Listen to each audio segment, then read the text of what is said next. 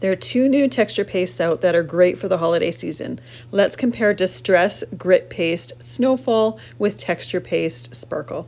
So I'm using a Snowfall-ish type stencil with the Snowfall texture paste. I'm just using a palette knife and putting it through my stencil that way.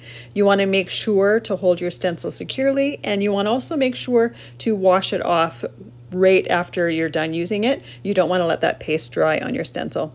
Now, both of these pastes can be colored if you want. I'm just using them as is right out of the jar. The poinsettia one, or the sparkle paste, I will do something else with it afterwards.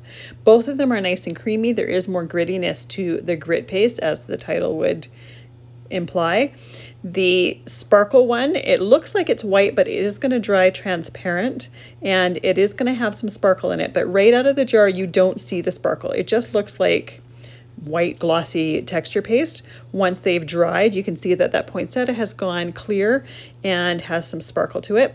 First thing I'm going to try is making that poinsettia really pop in the background with some spray, and it really didn't do what I wanted it to do. So now I'm using a Distress blending brush and some black ink. Once I have that completely covered with ink, I'm going to take a baby wipe. You can even use just a moist cloth, and I'm going to rub any of that ink that's on top of that texture paste to really make that poinsettia shape, or whatever shape you decide to stencil, come through.